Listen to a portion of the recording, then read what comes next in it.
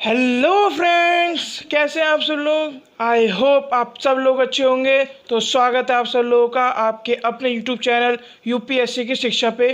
मैं हूं आपका दोस्त आशीष झा, फिर से एक नई वीडियो में आपके साथ। तो फ्रेंड्स आज हम बात करने जा रहे हैं अपने इस वीडियो लेक्चर में प्राइम मिनिस्टर के बारे में। Yes, you heard it right.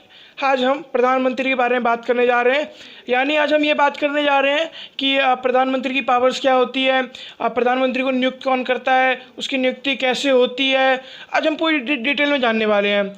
तो पूरी इन्फॉर्मेशन के लिए बने रहिए वीडियो में लास्ट तक। और हाँ, उससे पहले अगर आपको मेरी वीडियोस पसंद आ रही है तो प्लीज़ मेरे वीडियोस को लाइक करो, चैनल को सब्सक्राइब करो और सब्सक्राइब करने के बाद बगल में जो बेल नोटिफिकेशन आएगा उसको जोर दबा लेना, ताकि मेरी आने वाली वीडियो की नोटिफिकेशन आपको मिलती रहे और आप अपडेटेड रहें। तो अब प्रमोशन ख़त्म, अब बढ़ेंगे अपनी वीडियो में आगे की तरफ। सो बिना देर के बढ़ते अपनी वीडियो में आगे की तरफ। Let's get started. तो फ्रेंड्स, आज फिर से एक सवाल ये है कि हमारे भारत देश के प्रथम प्रधानमंत्री कौन थे। सवाल का जवाब देने से पहले सवाल पूरा सुन लो। सवाल ये नहीं कि पहले प्रधानमंत्री कौन थे। मुझे पता है आप में से मोस्टली लोगों को 95% लोगों को ये बात पता ही होगी कि हमारे देश के प्रथम प्रधानमंत्री कौन थे, और उसका जवाब आपको मैं खुद दे रहा हूँ। वो थे पंडित जवाहरलाल नेहरू। सवाल ये नहीं है, सवाल ये है कि पंडित जवाहरलाल नेहरू ने बतौर भारत के प्रथम प्रधानमंत्री कितने साल तक वो प्रधानमंत्री के पद पर रहे थे। यानी मैं रिपीट कर रहा हूँ सवाल, भारत के प्रथम प्रधानमंत्री पंडित जवाहरलाल नेहरू कितने समय तक प्रधानमंत्री के पद पर निहित थे। इस सवाल का जवाब अभी जाके आप कमेंट्स में बताइए, और जो इस सवाल का जवाब सही देगा अगली वीडियो में मैं उसको शॉर्ट आउट दूंगा अपने वीडियो पर, और इस सवाल का सही जवाब भी मेरी तरफ से आपको अगली वीडियो में ही मिलेगा। तो अब अपने टॉपिक की तरफ बढ़ते हैं। तो मैं आपको पहले बता दूं कि जो हमारा कॉन्स्टिट्यूशन उसके हिसाब से जो हमारी गवर्नमेंट है, यानी हमारी जो सरकार है, वो फेडरल गवर्नमेंट सिस्टम है। यानी हमारी जो सरकार है वो फेडरल गवर्नमेंट सिस्टम पे चलती है। और आपको मैंने अपने प्रीवियस वीडियो लेक्चर्स में समझा रखा है कि फेडरल गवर्नमेंट क्या होता है। तो आप वो चाहे तो देख सकते हैं, मैं लिंक डाल दूँगा डिस्क्रिप्शन में, तो आप देख सकते हैं जाके। तो हमारी गवर्नमेंट किस टाइप की है, फेडरल गवर्नमेंट। और जो राष्ट्रपति होते हैं, राष्ट्रपति वो नाम मात्र के ही हमारे जो गवर्नमेंट सिस्टम है उसके प्रमुख होते हैं, नाम मात्र के प्रमुख होते हैं। और जो प्रधानमंत्री होते हैं, प्रधानमंत्री जो सारी शक्तियां जो होती है वो प्रधानमंत्री के पास होती है। जो मेन प्रधानमंत्री के सिर्फ नाम के राष्ट्रपति के पास सिर्फ नाम मात्र की शक्तियां होती हैं। यानी उनको बस पावर दी जाती है नाम के लिए। वो सुना ना कहावत, हाथी के दिखाने के दांत और होते हैं और खाने के और होते हैं। तो राष्ट्रपति दिखाने वाले दांत हैं और जो प्रधानमंत्री है वो खाने वाले दांत हैं। यानी काम सारा प्रधानमंत्री का होता है, चेहरा राष्ट्रपति का रहता है। मतलब मेरा कहने का ये है कि राष्ट्रपति जो होता है उसको क्या, वो एक स्टेट का मतलब यहाँ पे पूरा कंट्री है, यानी कंट्री का हेड होते हैं। लेकिन जो गवर्नमेंट होते हैं उनके हेड कौन होते हैं, प्रधानमंत्री, यानी प्राइम मिनिस्टर एक हमारी गवर्नमेंट सिस्टम के हेड होते हैं। और अगर 11th या 12th क्लास के बच्चे अगर देख रहे होंगे, या शायद उससे ऊपर के लोग अगर स्टूडेंट्स देख रहे होंगे इस वीडियो को, तो उन्होंने कभी ना कभी डी यूरी एग्जीक्यूटिव और डी फैक्टो एग्जीक्यूटिव जरूर पढ़ा होगा। मैं डिटेल में नहीं बताऊंगा इसके बारे में, मैं सिंपली बता देता हूँ। डी यूरी का मतलब सिर्फ इतना होता है कि कोई भी ऐसा काम या फिर पावर, शक्तियाँ जो भी, वो कॉन्स्टिट्यूशन में तो मतलब लिखा हुआ, मतलब लिखित तौर पर हो, लेकिन रियलिटी में ऐसा कुछ ना हो।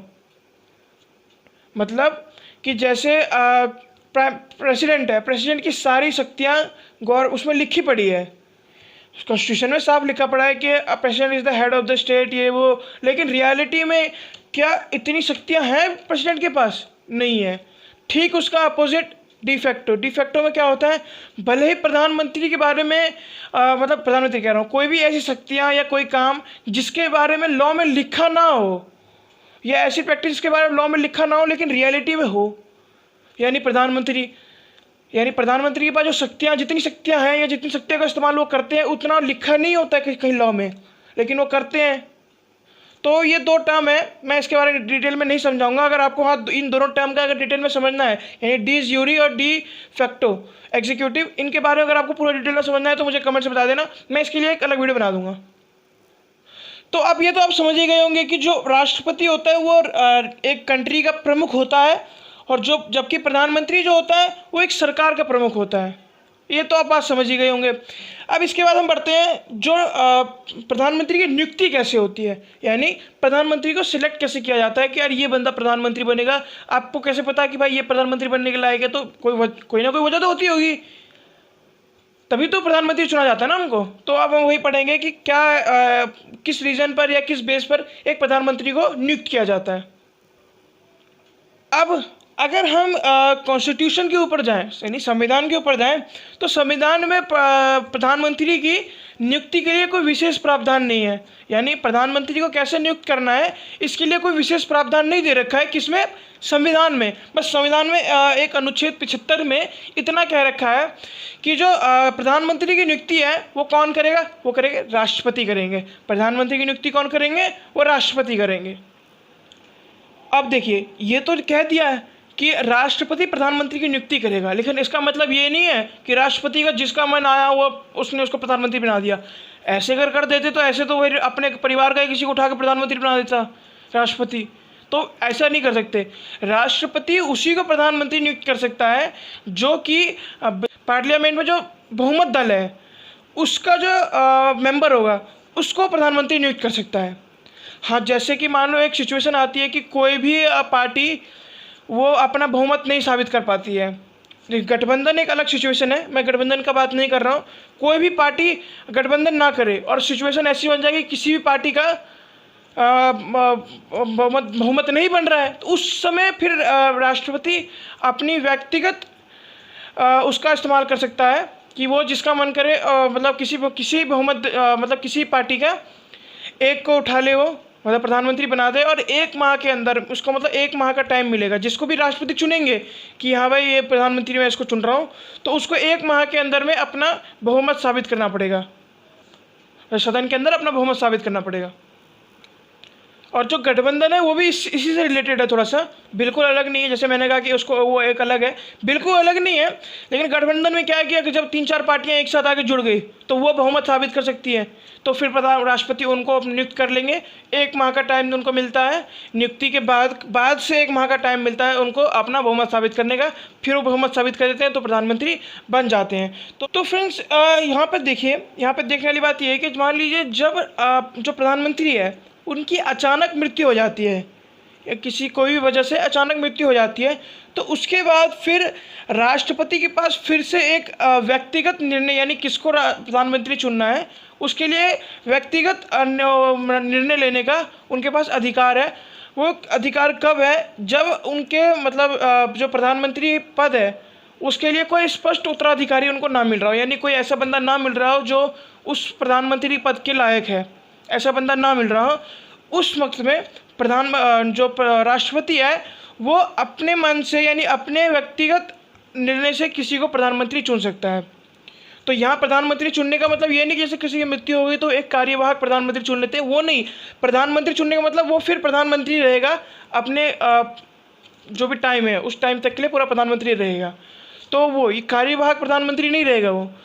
तो ये सबसे पहली बार इसका यूज़ जो किया गया था वो कब किया गया था? इस पावर का प्रधानमंत्री किसी भी राष्ट्रपति के द्वारा इस पावर का यूज़ किया गया था 1984 में, जब आपको पता है 1984 में इंदिरा गांधी की हत्या कर दी गई थी। उसके बाद जो उस समय राष्ट्रपति थे ज्ञानी झैल सिंह जो राष्ट्रपति थे, उन्होंने कार्यवाहक प्रधानमंत्री ना चुन के राजीव गांधी को मतलब प्रधानमंत्री चुन लिया था, कार्यवाहक प्रधानमंत्री नहीं, प्रधानमंत्री चुन लिया था। और उसके बाद फिर जो कांग्रेस पार्टी है फिर उन्होंने अपना नेता उसको बना लिया, अपना नेता बनाया। उसके बाद फिर उन्होंने अपना वो बहुमत दिखाई, मतलब लोकसभा में अपनी बहुमत दिखाई। हाँ, लेकिन यहाँ पे एक बात और होती है कि मान लीजिए प्रधानमंत्री की अगर मृत्यु हो जाती है तो जो सत्ताधारी दल है वो अगर अपना कोई एक ऐसा नेता खड़ा करना चाहता है, मतलब अपना कोई नेता खड़ा करना चाहता है, ये नहीं चाहता कि राष्ट्रपति अपना कोई चुने, तो उसके बाद फिर प्रधानमंत्री जो वो बोलेंगे सत्ताधारी दल वाले, उनको वही प्रधानमंत्री नियुक्त करना पड़ेगा। उस वक्त फिर उनके पास, राष्ट्रपति के पास कोई और एक मतलब अपना उपाय नहीं होता, कुछ और वो राष्ट्रपति नहीं कर सकते हैं। उसके बाद आता है 1980 यानी 1980 का दिल्ली हाई कोर्ट का एक बयान या फैसला कह लो। एक फैसला आता है कि जो प्रधानमंत्री है, प्रधानमंत्री के ज़रूरी नहीं है कि नियुक्ति के वक्त वो किसी दल या सदन का या लोकसभा या राज्यसभा किसी का मेंबर हो, ये ज़रूरी नहीं है। पहले प्रधानमंत्री की नियुक्ति होनी चाहिए, फिर उसके बाद एक समय तय कर देना चाहिए कि ये समय है, इस समय तक आप हमें ये दिखाओ कि आप इन दोनों में से किसी भी एक सदन के मेंबर हो। यानी उनका कहने का सीधा मतलब इतना था कि कोई व्यक्ति अगर राष्ट्रपति किसी व्यक्ति को प्रधानमंत्री नियुक्त करता है, या फिर कोई दल किसी को प्रधानमंत्री का चाहता है कि प्रधानमंत्री बने, तो ये ज़रूरी नहीं है कि वो उस समय, जिस समय उसकी नियुक्ति हो रही है, उस समय वो किसी भी दल का मतलब किसी भी सदन का मेंबर हो। यानी मेंबर ऑफ पार्लियामेंट उस समय ज़रूरी नहीं है कि वो मेंबर ऑफ पार्लियामेंट हो। पहले प्रधानमंत्री की नियुक्ति होगी, उसके बाद एक यथाचित समय दिया जाएगा उसको, उसके बाद उसको साबित करना होगा कि ये मतलब मैं इस सदन का मेंबर हूँ, यानी मेंबर ऑफ पार्लियामेंट उसको बनना होगा। तो फिर उसके बाद 1997 या 1997 में सुप्रीम कोर्ट का एक फैसला आया कि ये जो समय होगा कि इतने समय में इसको ये प्रूफ करना होगा कि भाई हाँ मैं मेंबर ऑफ पार्लियामेंट हूँ, तो वो समय सुप्रीम कोर्ट ने बताया कि वो समय होगा 6 मंथ्स का, यानी वो समय 6 मास का होगा। और अगर 6 माह के अंदर में उसने साबित कर दिया कि भाई वो किसी भी सदन का मेंबर है तो ठीक है, वरना उससे फिर प्रधानमंत्री के पद से इस्तीफा देना पड़ेगा या फिर उसको हटा दिया जाएगा प्रधानमंत्री के पद से। तो सबसे बड़ी बात कि इंडिया में ये ज़रूरी नहीं है कि आपको लोकसभा का मेंबर, अगर आप प्रधानमंत्री बनना चाहते हो तो ये ज़रूरी नहीं है कि आपको सिर्फ लोकसभा का मेंबर बनना होगा। आप लोकसभा राज्यसभा दोनों में से किसी के भी मेंबर बन सकते हो। और आपकी जानकारी के लिए मैं बता दूं कि हमारी जो फर्स्ट लेडी प्राइम मिनिस्टर थी, women prime minister Indira Gandhi, वो भी राज्यसभा की मेंबर थी, वो लोकसभा की मेंबर नहीं थी। जब उनको प्रधानमंत्री की नियुक्ति हुई थी उससे वो लोकसभा की नहीं, राज्यसभा की मेंबर थी। और एच.डी. देवेगौड़ा और मनमोहन सिंह, ये दोनों भी नियुक्ति के टाइम पर मतलब राज्यसभा के मेंबर थे, ना कि लोकसभा के मेंबर। लेकिन अगर आप फिर ब्रिटेन का अगर आप कानून देखें तो उनके हिसाब से जो वहाँ पे प्रधानमंत्री बनते हैं उन्हें उनके निम्न सदन यानी लोअर हाउस, जिसको कहते हैं हाउस ऑफ कॉमन्स, वहाँ पे उनका लोअर हाउस का नाम है हाउस ऑफ कॉमन्स। जैसे कि हमारा लोअर हाउस क्या है, राज्यसभा, अपर हाउस क्या है, लोकसभा। तो वहाँ पे उनका जो लोअर हाउस है उसका नाम है हाउस ऑफ कॉमन्स, उसका सदस्य होना ही चाहिए। यानी अगर वहाँ पे जो प्रधानमंत्री बनता है, मतलब यहाँ पर प्रधानमंत्री की नियुक्ति करनी है, उसको पहले ये देखा जाता है कि वो हाउस ऑफ कॉमन्स का मेंबर है कि नहीं है। अगर वो नहीं होगा तो फिर वो प्रधानमंत्री नहीं बन सकता है। तो वहाँ पर ये सिस्टम है। इंडिया में एक अलग सिस्टम है, वहाँ पे अलग सिस्टम है। इंडिया में ये है कि भाई अपना कोई से भी उसका आप साबित करो तो आप चाहे राज्यसभा का चाहे लोकसभा का आप प्रधानमंत्री बन जाओगे। अब हम बात करेंगे शपथ के बारे में, यानी जो प्रधानमंत्री अपने पद ग्रहण करने से पहले शपथ लेते हैं या फिर राष्ट्रपति उनको शपथ दिलवाते हैं, उनके बारे में बात करेंगे। तो मैं आपको पहले बता दूं कि मैं शपथ के बारे में डिटेल में नहीं जाने वाला हूं। मैं आपको बस जो शपथ वो पढ़ते हैं उसकी लाइन से मैं आपको पढ़ के बता दूंगा, और उससे ज़्यादा डिटेल में मैं नहीं जाऊँगा, क्योंकि अगर मैं डिटेल में गया तो वीडियो बहुत ज़्यादा लंबी हो जाएगी। तो फिर जो जैसे बता दूं मैं आपको कि प्रधानमंत्री का पद ग्रहण करने से पूर्व राष्ट्रपति उसे पद एवं गोपनीयता की शपथ दिलवाता है। तो इस शपथ की जो लाइनें होती हैं, फर्स्ट लाइन है वो ये है, मैं भारत के संविधान के प्रति सच्ची श्रद्धा और निष्ठा रखूँगा। सेकेंड, मैं भारत की प्रभुत्ता एवं अखंडता अक्षुण्ण रखूँगा। उसके बाद, मैं श्रद्धापूर्वक एवं शुद्ध अंतरण से अपने पद के दायित्वों का निर्वहन करूंगा। मैं भय या पक्षपात, अनुराग या द्वेष के बिना सभी प्रकार के लोगों के प्रति संविधान और विधि के अनुसार न्याय करूंगा। तो ये जो आपको मैंने 4 लाइन्स पढ़ के बताई है, तो ये 4 लाइन्स ये शपथ में जो उनको बुलवाते हैं, ये यही 4 लाइन्स उनको शपथ में बुलवाई जाती। अब आते हैं प्रधानमंत्री के जो पीरियड ऑफ टाइम है, यानी कितने समय तक वो पद पे रह सकते हैं, इसके बारे में बात करते हैं। तो फ्रेंड्स, मैं पहले बता दूं कि जो प्रधानमंत्री होते हैं उनका जो कार्यकाल होता है वो कोई निश्चित नहीं होता, बस वो राष्ट्रपति के आदेश अनुसार जब तक पद पे रहते हैं वो। लेकिन आदेश अनुसार का मतलब ये नहीं है कि वो राष्ट्रपति का जब मन आया वो पद से उनको हटा दिया, जब मन आया रख लिया, इसका मतलब ये नहीं होता है। जब तक कि प्रधानमंत्री के पास पार्लियामेंट में अपना बहुमत है, तब तक वो प्रधानमंत्री पद पर रह सकते हैं, राष्ट्रपति उनको बर्खास्त नहीं कर सकते हैं।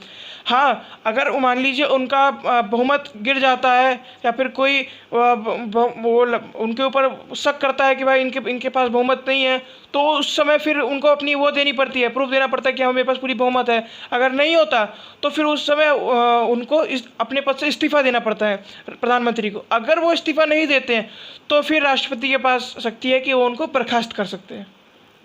तो फ्रेंड्स, अब हम बात करेंगे कि प्राइम मिनिस्टर की सैलरी यानी वेतन कितनी होती है। तो मैं आपको पहले बता दूं कि जो प्राइम मिनिस्टर की सैलरी होती है पर मंथ की, वो होती है 2 lakhs, 2 lakhs होती है पूरी। तो और उसमें भी जो प्रधानमंत्री के भत्ते यानी अलाउंस को कहते हैं, यानी जो अलाउंसेस मिलते हैं उनको, वो अलग होती हैं।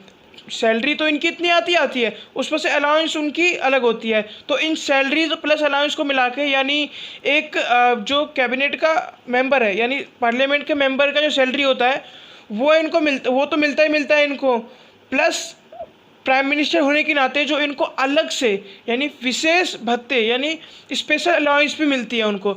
जैसे कि जो विदेश यात्रा पे जो छूट होती है यानी उसके भी भत्ते होते हैं, और स्वास्थ्य के रिलेटेड जो भत्ते होते हैं अलाउंसेस, और उसके बाद बहुत तरह के इनको अलाउंसेस मिलते हैं, काफ़ी तरह के। और जो इनका सन आई थिंक 2001 में, हाँ 2001 में संसद ने इनके जो भत्ते हैं यानी एक्सपेंडिचर अलाउंस है उसको 1500 रुपये से बढ़ाकर 30,000 प्रति माह कर दिया है। यानी ये अब 30,000 रुपये, यानी कोई भी प्रधानमंत्री 2001 से पहले 1500 रुपये सिर्फ अपने भत्तों पे खर्च कर सकता था प्रति माह पे, पर्सनल एक्सपेंडिचर पे। लेकिन अब उसको बढ़ाकर कर दिया गया है 30,000 रुपये, यानी कोई भी प्रधानमंत्री 30,000 रुपये अपने एक्सपेंडिचर अलाउंस को यूज़ कर सकता है। यानी एक्सपेंडिचर अलाउंस यानी जो उसको खर्च करना है प्रति माह 30,000 रुपये। यानी सैलरी तो उसकी 2 लाख रुपये अलग से, कोई भी प्रधानमंत्री सैलरी तो 2 लाख रुपये अलग से आएगी, बाकी 30,000 रुपये इनकी पॉकेट मनी टाइप है कि भाई आप ये रखो, आपको जो खर्चा वर्चा हो बीच में तो आप वो कर सकते हो, ये वो है। तो आप हिसाब से लगा सकते हो कि मतलब कितना खर्च किया जाता है एक प्रधानमंत्री या किसी भी मिनिस्टर पे। तो फ्रेंड्स, बस आज की वीडियो में इतना ही, और वीडियो बहुत ज़्यादा लंबी होने वाली थी, इसलिए मैंने इस वीडियो को 2 पार्ट्स में कर दिया है। फर्स्ट पार्ट में ये वीडियो आएगी, सेकेंड पार्ट्स में मैं जो वीडियो डालूंगा उसमें मैं जो प्रधानमंत्री की पावर्स है, शक्तियां हैं, उसके रिलेटेड सारी जानकारी मैं आपको सेकेंड पार्ट में दे दूंगा। तो सेकेंड पार्ट जरूर देखना, मैं कल या परसों तक डाल दूंगा उस वीडियो को, यानी इस वीडियो के डालने के 1 से 2 दिन के अंदर वो वीडियो आ जाएगी। तो फ्रेंड्स, बस आज की वीडियो में इतना ही।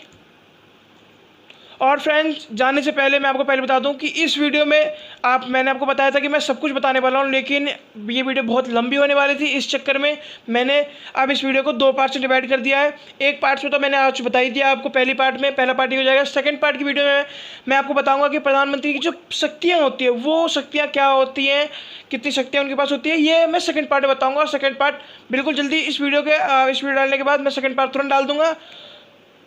बस तब तक के लिए अगर आपको मेरी वीडियोस पसंद आ रही है तो प्लीज़ मेरे वीडियोस को लाइक करो, चैनल को सब्सक्राइब करो और बेल नोटिफिकेशन जरूर दबाना ताकि आने वाली वीडियो का नोटिफिकेशन आपको मिस ना हो। तब तक के लिए गुड बाय, जय हिंद।